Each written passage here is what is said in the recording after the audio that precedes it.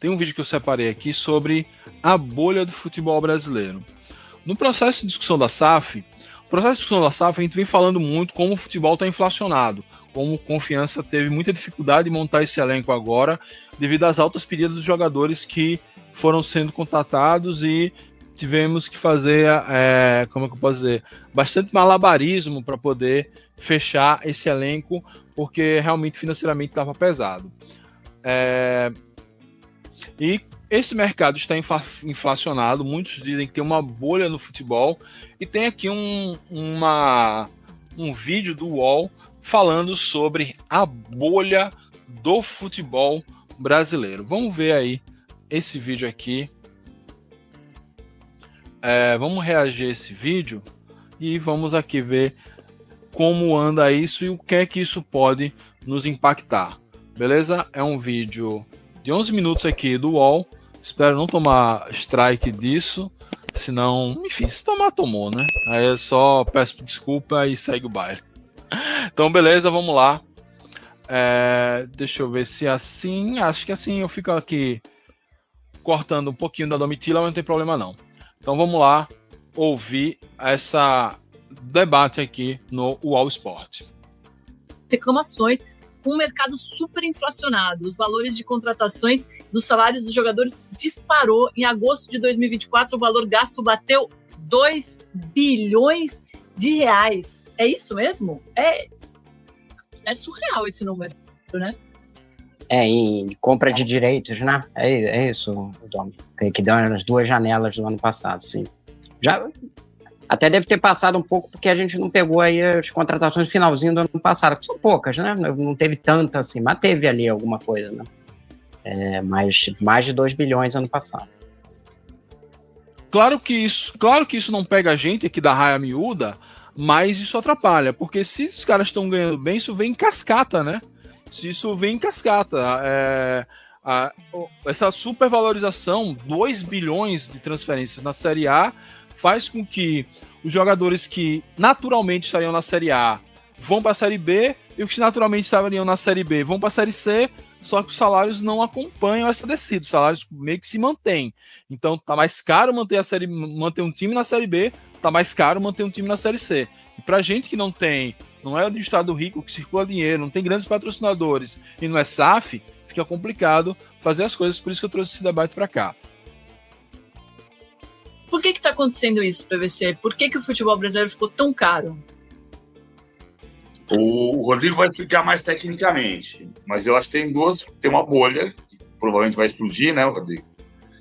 Mas tem um contraponto. Então, não, deixa o Rodrigo falar primeiro tecnicamente, que depois a gente vai debater com mais a capacidade de entendimento democrático, ou seja, democracia é quando a gente diverge e não quando a gente concorda. É até legal a gente botar os números na tela, Domi, para o pessoal ver. Vamos lá. Então, essa questão da inflação no futebol brasileiro, a gente já vem falando em alguns programas, mas eu acho que todo mundo começou a se atentar para isso por causa de uma declaração do Mano Menezes, né? Uma entrevista que ele deu, dele falando que a coisa estava totalmente fora da casinha, podemos traduzir assim o que ele disse, dizendo que o futebol brasileiro estava gastando muito dinheiro, os salários estavam muito altos e que ele achava que desse jeito os clubes iam quebrar. E é uma coisa que você já vem ouvindo, a gente já vem ouvindo de muitos dirigentes, é um fato. E a gente vai tentar explicar primeiro o que está acontecendo e por quê. O que está acontecendo? No ano passado, os gastos com contratação foram, como a gente disse, mais de 2 bilhões de reais. Ali, as 2 primeiras janelas, início de 2024 e meio de 2024, tiveram 2 bilhões, deve ter tido um residual ali no fim, então já bateu bem mais de 2 bilhões. Compara ali com 2023, que é o dado lá do relatório do César Grafietti, era 1,6 bilhão. Então, aumentou bem, assim, mais de 20%, deve ter chegado na casa de 30%, se você botar a conta final que a gente vai ter mais na frente. Por que isso aconteceu? Por que começou esse gasto alucinado? Vários motivos. As receitas, como você pode ver em 2023, aumentaram 8,8 bilhões em relação a 2022, 7,2, e em 2024 com certeza foram maiores, embora a gente ainda não tenha os números fechados porque não tem os balanços. O que pesou nisso? dinheiro da LFU, que é aquele venda para a Liga de uma parte dos direitos, entrou 1 bilhão no mercado brasileiro. E esse papo aí das ligas, lembrando que quando começou o debate da Liga, o Confiança ainda estava na Série B, e a gente poderia ter feito parte dessa festa. A gente caiu no ano que a gente não poderia ter caído. E a gente caiu por enfim, a gente já discutiu sobre todo esse processo de queda 1 milhão de vezes, não vou me repetir aqui, mas olha só, assim, os valores, um aumento de 30% de um ano para o outro, mesmo que tenha um pouco do segurar dos investimentos da pandemia para cá, não é pouca coisa, e a gente não conseguiu entrar nessa farra agora, principalmente, aí veio Betis, veio o SAFs, veio tudo isso, justamente no ano que a gente sai da Série B.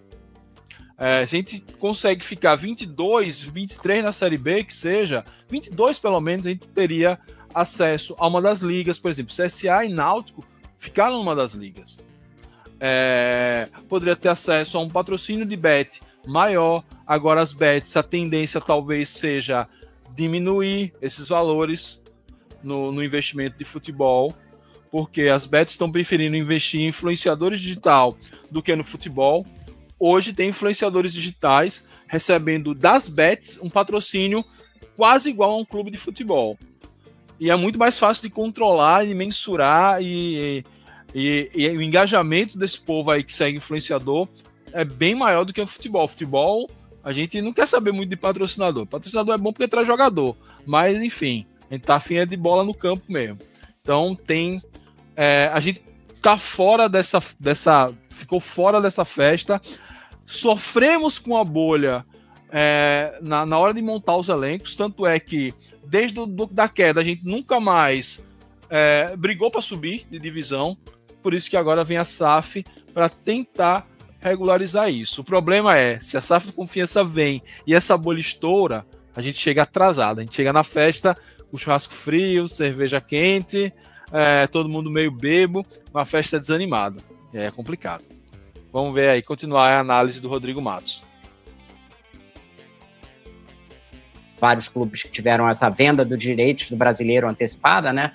Acabou ficando em 10%, inicialmente era 20%, mais de 10% é em torno de 1 bilhão.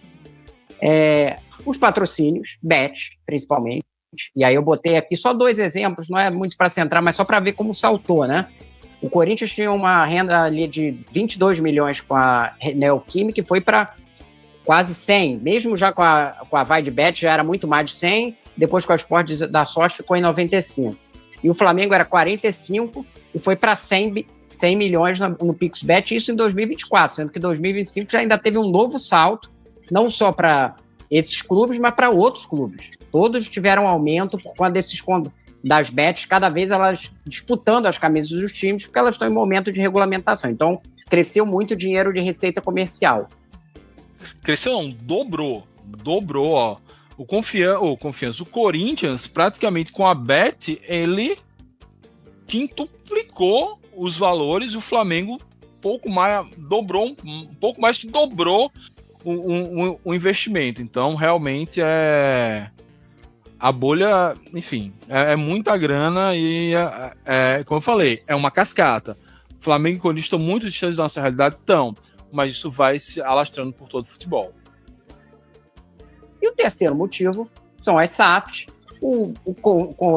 Muitas delas se transformaram, né, em SAF ou vinham de contratos, e teve muito aporte para comprar jogador. Então, mesmo até se você contar, o Pedro Lourenço entrou, e a gente vai falar mais na frente, começou a investir muito mais do que o Ronaldo. A família Menin entrou no Atlético, embora não esteja comprando jogador, porque o Atlético tinha uma dívida muito grande, teve um aporte ali para pagamento de dívida, né? Esse não é um caso muito de inflação no caso, para compra de jogador. O Vasco, apesar da gente achar, foi um fracasso, a parceria, foi de fato, mas o Vasco botou mais de 100 milhões de reais em jogador no ano passado, no início do ano, né? Depois que a 777 faliu de vez, aí parou de entrar o dinheiro. O Botafogo com o Textor é o maior investimento, mais de 350 milhões no ano passado, já está falando em investir mais esse ano, né? Já está atrás ali de jogadores, está fazendo oferta em euro, apesar das saídas que teve. Então você vê aí 3 motivos principais, né? Dinheiro dessa venda antecipada de TV, o dinheiro da evolução de patrocínio de bets, que cresceu muito, e muito aporte. Qual a grande questão aqui que a gente vai debater? Tanto o dinheiro de TV, quanto o aporte de SAF, quanto mesmo de bet, que vai ser um período ali, 2, 3 anos, vai durar, vão em algum momento tende a não ter mais. E aí, quando não tiver mais, esse gasto que está lá no alto, como é que você vai sustentar ele? Porque não é só compra de jogador, você compra e aí mete o salário lá para o cara ganhar 3, 4 anos, sei lá, salário do Gabigol, salário do Memphis Depay, né? Quantas vezes a gente está vendo aqui salários, o cara vai ganhar mais de 2 milhões, o cara vai ganhar mais de 3 milhões. E aí depois, e tudo isso vai inflacionando. Cada vez que um clube entra muito forte, o outro tem que, o mercado inteiro inflaciona. E aí é o que a gente pode discutir aqui do fair play, porque quando um gasta muito e acima das suas possibilidades, ele obriga o outro também a gastar. Então esse é o cenário que a gente tem hoje. Não acho que vai estourar a bolha esse ano, mas o futebol brasileiro está caminhando para isso. E não vai ser a primeira vez, porque esses ciclos já aconteceram várias vezes. Tinha contrato de TV, assinava, ganhava luva, os clubes gastavam muito, e aí depois quebrava todo mundo, retraía e voltava de novo. Ou é para os investidores. Ou é para os investidores, né? Tinha os Bank of America na época, botou dinheiro do Vasco. Isso, aí há 20 e poucos anos, 22. Eles estão resgatando um pouco a história de outros processos aí de bolhas no futebol, mas a gente vê. E trazendo um pouco para a nossa realidade, quando ele fala, você investe bilhões e bilhões e bilhões para trazer esses caras e depois para pagar. Foi mais ou menos o que o Iago fez na tentativa de não cair. Começou a socar jogador no confiança, depois ficou a dívida aí e a gente está encarando ela. Por isso que esse processo de SAF ele precisa ser bem feito. Até levando em conta esse processo de inflacionamento. Será que esses investidores vão ter fôlego para isso? Será que esses investidores vão fazer, por exemplo, igual a América, que até conseguiu estruturar a sua parte física, mas na parte de futebol contratou demais, gastou demais e não teve resultado em campo? Ou vai ser uma SAF para manter um pouco essa tradição do confiança de fazer pouco, de fazer muito com pouco? Ou vamos tentar investir na base para tentar ter uma solidez de longo prazo, formando nossos próprios jogadores que vão jogar aqui, outros que serão negociados. Então, o modelo e a discussão que a gente vai fazer quando a proposta de SAF chegar, se ela chegar, e eu creio que ela vai chegar, passa um pouco por essa discussão para que caminho está indo o futebol brasileiro financeiramente com tanta grana entrando, com salários tão altos, porque a gente pode até participar dessa festa em determinado momento, mas a partir do momento que o dinheiro for embora, a gente pode ficar com um passivo aí gigante, ou então pode ficar sem saber o que fazer e no futuro ser até pior do que manter o modelo associativo. Quer dizer que não é para ser SAF? Não, para prestar atenção no que pode acontecer. 23 anos a patroa. Mais de 99, né? 25 anos já. Isso. 99 ISL, 2000 Bank of America. E aí ISL quebrou por outro motivo. Não foi nem uma bolha brasileira, foi uma bolha mundial. Quebrou. Eu acho que assim, eu gosto, você sabe que eu gosto muito da metáfora, que é a metáfora da água. Vocês são mais jovens, quando o Bank of America quebrou, resultou no rebaixamento do Vasco. E a SL, quando quebrou, resultou no rebaixamento do Corinthians. Mas ali era outro contexto social, mundial, não tinha nem discussão de SAF ainda. Árvore e da metáfora da Inglaterra versus Itália. A Itália, nos anos 80, de onde vinha o dinheiro? Do patrocínio das camisas. Bom, mas era Mediolanum, que era uma empresa do Berlusconi que patrocinava um time do Berlusconi. Aí chegou uma hora que entrou a Operação Mãos Limpas. Não é coincidência que vieram de volta para o Brasil Evair, Miller, Leonardo, Ricardo Rocha. Porque, sei lá, Ricardo Rocha estava no Real Madrid, nem era Itália, mas Evair, por exemplo, Miller, voltavam para o Brasil. Por quê? A Operação Mãos Limpas foi um período que começou a esboçar o final da bolha da Itália. Depois a bolha voltou e depois acabou de vez. Porque a Itália sempre foi uma bolha do futebol do ponto de vista político. Eu tenho dinheiro aqui. A Inglaterra construiu plantou uma árvore. E a árvore ficou com sólido, raiz forte. Ah, mas era o dinheiro de televisão.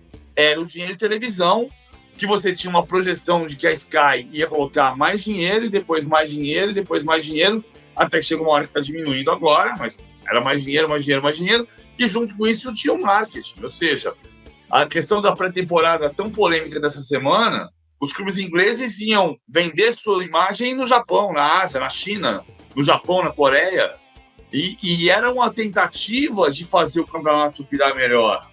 E aí, eu comentei que o campeonato inglês de 2003 a 2016. Em 2003, a Inglaterra botou aqui de graça. A gente na ESPN botava, era um dinheiro de degustação.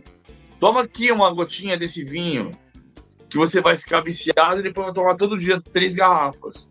Era mais ou menos isso. Quantas garrafas de campeonato inglês a gente consome no mundo todo dia hoje? Então eles conseguiram construir um produto. O Brasil não tem esse produto. Por isso que a gente acha que é uma bolha. Então, Não sei se ele vai chegar nisso, mas tem um detalhe. A Inglaterra não chegou a isso porque eles são ingleses, são europeus, são melhores do que a gente. Eles chegou a isso porque eles têm uma liga.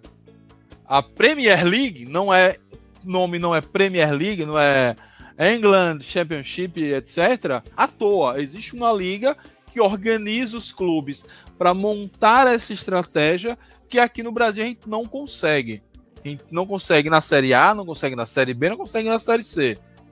Era para, inclusive, ter uma liga só, talvez, que abarcasse pelo menos as 2 primeiras divisões.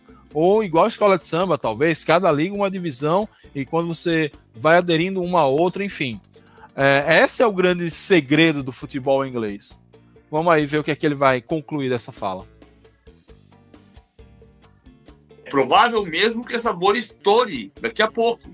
A não ser que você consiga começar a olhar o potencial que tem e explorar esse potencial que não está sendo explorado. É só o dinheiro que vem de investidor, de televisão, que é um dinheiro que não é artificial, mas que não é sustentável. Eu tenho várias. Uma hora esse dinheiro acaba. E quando a gente estava na Série B, a gente já fazia essa discussão de que hoje o Brasil tem como ter, já é na prática, mas não vende como, não consegue arrecadar como isso, a maior liga fora da Europa.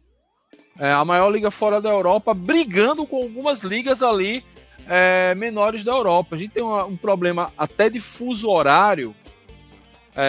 Os nossos jogos chegam na Europa e na Ásia num horário meio escroto, mas, por exemplo, era uma coisa que a gente podia vender para a América Latina, para o México, até para alguns países europeus também. A gente não consegue valorizar isso. A discussão que a gente fazia no surgimento das ligas. Como as ligas naufragaram e se dividiram, aí fica essa coisa. Será que vai conseguir fazer isso se tornar sustentável ou não? As perguntas. A primeira é: você acha que dá tempo de segurar essa bolha se a gente tomar alguma medida nesse sentido de fair play financeiro? O que você acha, Rodrigo? Então, acho que precisa do fair play, e aí a gente, sempre quando a pessoa pergunta assim, mas aí você não tem que limitar se o investidor quer botar dinheiro. A questão é que quando você começa a gastar muito mais do que você recebe, você obriga também o do lado que está competindo contigo a gastar também. E aí você cria todo um ambiente que não é saudável. Então, sim, eu acho que o fair play é bastante necessário. O que eu tenho hoje de informação sobre fair play? Tem a discussão entre os clubes, como nunca existiu, só que só vai sair se você tiver saído dos clubes. A CBF, ela está, nesse caso, ela não está participando. Ela está dizendo assim, se me disserem que querem, eu posso participar e fazer um processo. Porque lá atrás ela começou a fazer. Na época ainda na gestão do Rogério Caboclo. Inclusive tinha um fair play já pronto, a regulação pronta. E os clubes resistiram. No caso, teve alguns clubes que estavam gastando muito, eles disseram, não queremos, e foram bastante resistentes, por isso o negócio não foi para frente. Então, o que eu ouço da CBF é: o que adianta a gente tentar fazer de novo a coisa, e aí chegarem os clubes e disserem, a gente não quer. Então, a iniciativa tem que partir deles. Essa é a posição da CBF. Os clubes estão discutindo. Se vai andar, aí o PVC fala assim, não funciona o fair play completamente lá. Concordo com ele, não é perfeito. Mas eu estava lendo uma matéria no The Athletic. fair play financeiro, para mim o que acontece no Brasil também é o seguinte: depois que chega um gringo como Testo e leva tudo, aí os caras querem discutir fair play financeiro. Quando o Flamengo estava empurrando dinheiro aí no futebol brasileiro, quando o Palmeiras estava empurrando dinheiro no futebol brasileiro, quando o Corinthians chegou a empurrar dinheiro no futebol brasileiro e agora está segurando, aí ninguém conversava em fair play financeiro. O grande problema do futebol brasileiro também é essa questão política. É muita politicagem. Quando os grandes, os de maior torcida e, por coincidência, maior investimento, maior recebimento de grana de TV e maior influência, estão botando dinheiro, estão inflacionando o mercado, aí tá tudo bem. Aí é só chegar um gringo maluco e pegar o Botafogo do nada e fazê-lo campeão da Libertadores do Brasileiro, aí sim vamos discutir fair play financeiro. Por isso que eu não acredito que isso vá para frente. Acho que realmente, e pra gente aqui da Raia Miúda, sabendo que isso não vai para frente, a gente tem que pensar muito bem pensado os passos que a gente der. Por exemplo, trazer um exemplo prático. A gente fala muito que com a SAF a gente pode construir um CT. Se isso não for bem organizado, bem estruturado, pode ser que esse CT se torne insustentável. Até isso a gente tem que pensar. Então é importante estar antenado nesse debate aí lá do andar de cima para saber que passo a gente dá, porque quando quebra lá, meu amigo, é porque aqui já está devastado. Sobre a Inglaterra, né, da Premier League, a limitação financeira lá, o Newcastle, que é o time do fundo soberano da Arábia Saudita, não é um clube que não tem dinheiro. Ele vendeu 2 revelações do time por 60 milhões de libras, porque a conta não ia fechar dentro dos limites financeiros, ele ia perder pontos. E no ano passado, o Nottingham Forest e o Everton perderam pontos. Então, o técnico, que é o Ed Howe, falou assim, olha, eu não queria vender esses jogadores, mas a gente teve que vender para fechar as contas. Então, eu acho que é esse tipo de princípio que tem que começar deveria ter no Brasil. Tá extrapolando, o cara tem que equilibrar as contas. Eu concordo. Bem, acabou sobre essa coisa do fair play financeiro. E para fechar, acho que a gente aqui tem que torcer para o fair play financeiro no sentido que ele falou. Os times não vão poder gastar muito, vão precisar vender jogadores para fechar a conta.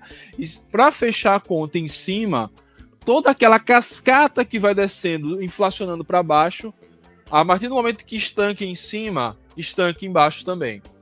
Então, é uma discussão que a gente precisa fazer. Acho que o Confiança, enquanto clube da Série C, juntando com outros, essa comissão de clubes da Série C, precisam estar atentos a esse debate, enquanto membro fundador da Liga do Nordeste, precisa estar atento a esse debate, e nesse processo de SAF, precisamos sim também estar atentos a esse debate. Acho que bolha do futebol, fair play financeiro e liga, tem tudo a ver com esse momento que a gente não está passando, mas a gente quer passar. A gente quer chegar nessa festa, mas não quer chegar na festa já morrendo e no final dela.